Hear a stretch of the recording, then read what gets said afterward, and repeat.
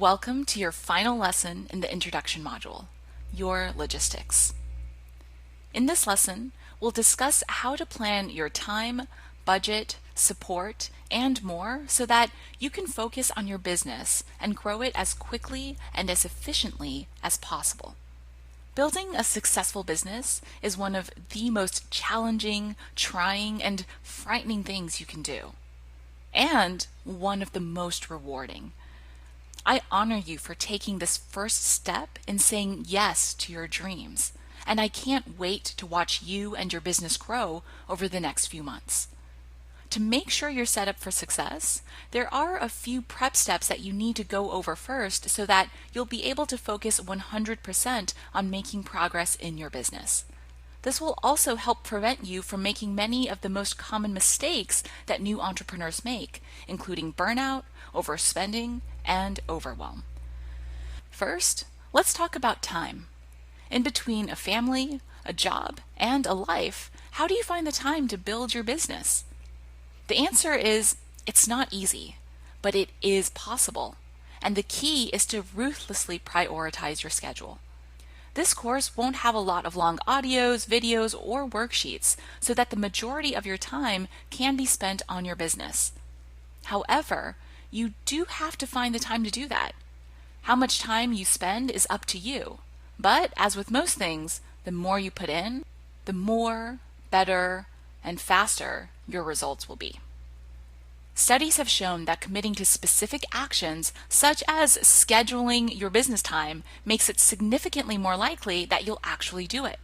This is an example of my calendar when I started my business in my 9-to-5. Notice a few things. It was more important to consistently block out time every day to work on my business than one large chunk every week. This will be important as well when we get to your marketing plan. I planned for days off, and you should too because you're not a machine.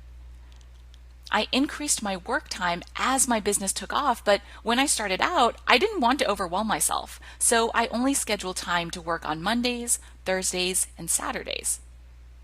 Finally, I start my week on Monday, not Sunday. It's a simple mental trick I use to recharge and wrap up any unfinished business on the weekends. Now, I want you to pause this video and schedule your weekly business time on your calendar. Next, let's discuss your budget. One of the most common traps that new entrepreneurs fall into is overspending. Not only will your business expenses usually exceed your expectations, it's practically a law, but you'll also be constantly tempted by shiny new tools and programs.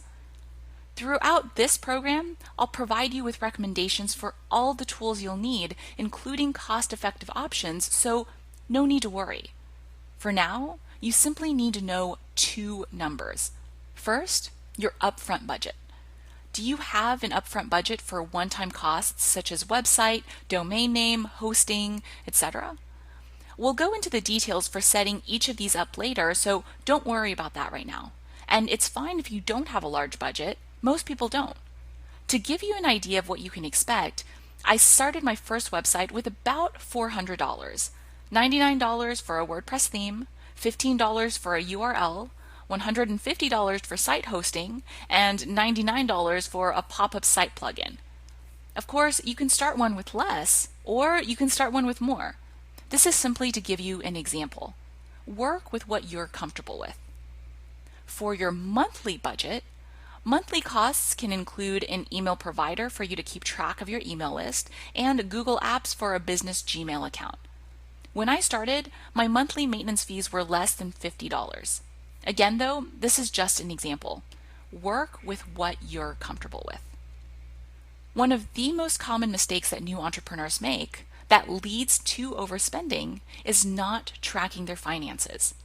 Starting right now, you are running a business that will eventually support your life, so you have to know your numbers.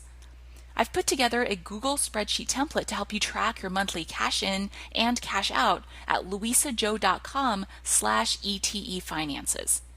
You can make a copy of the spreadsheet for yourself by going to File, Make a Copy in the spreadsheet. As a new entrepreneur who is also an employee, a parent, spouse, child, and a friend, you can't do it all alone. Support comes in many forms: your partner, your friends, your employees or contractors, and your family.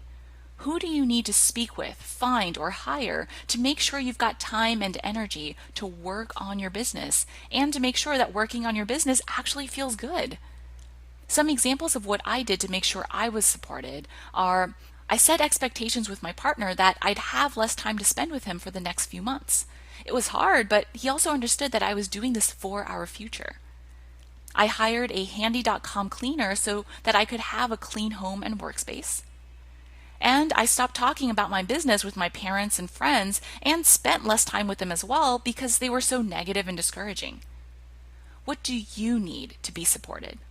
This is the time to think through that and communicate what you need to the people in your life. We all know how easy it is for life to get in the way of what we want to do.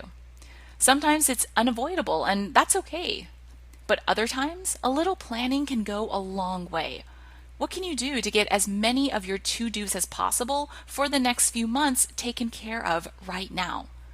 For example, here are some errands I scheduled or wished I'd taken care of before I jumped into my business. Checkups, doctor, dentist, optometrist, and if applicable, for your loved ones as well. Cleaning, which is important both physically and mentally, closet, fridge, workspace, and decluttering in general. And miscellaneous errands, renewing insurance, getting a haircut, and renewing your lease. And last but definitely not least, we need to talk about your mental preparation.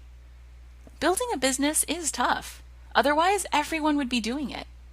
However, it is so very possible, and by joining this program, you've given yourself a huge leg up by investing in strong guidance and support. That being said, no one but you can do the work for you. It can be tempting to come home from a long day, have to spend time taking care of your family and yourself, and afterwards be tempted to just veg out in front of the TV. Or it can be easy to tell yourself that you'll just sleep in today and wake up early tomorrow to work on your business. And before you know it, a week, and then a month, and then a year has passed. Not only that, but it's scary putting yourself out there, getting rejected, and picking yourself up each time. We go over this in more detail and how to reprogram your mindset in the Secret to Success mini course. But for any of this to work, you have to first make the decision. I know how much you want this, and I can tell you, with business, there's almost nothing new under the sun. It's not magic. There's a system for it, and it will work for you too. But it won't be smooth sailing 100% of the time. Make the decision to see this through. Do the work, reach out when you're struggling, and make it happen. And when things get hard, you need to remember why you're doing this. Maybe it's for you, your partner, your parents, your freedom, or something else.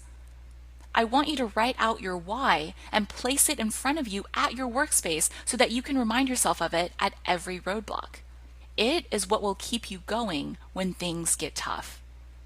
Finally, if you remember nothing else from this lesson, remember this: the only way you will fail is if you stop.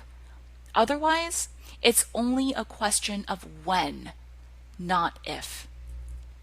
In this lesson, we covered the main areas to prepare as you embark on this life-changing journey. Make sure you take the time now to actually do what we discussed in this lesson instead of just watching it and moving on without taking action. After you complete the action steps in this lesson, you'll be ready to move on to the clarity module, where you'll get clarity on your business idea and the coaching, consulting, or freelancing service that you can offer.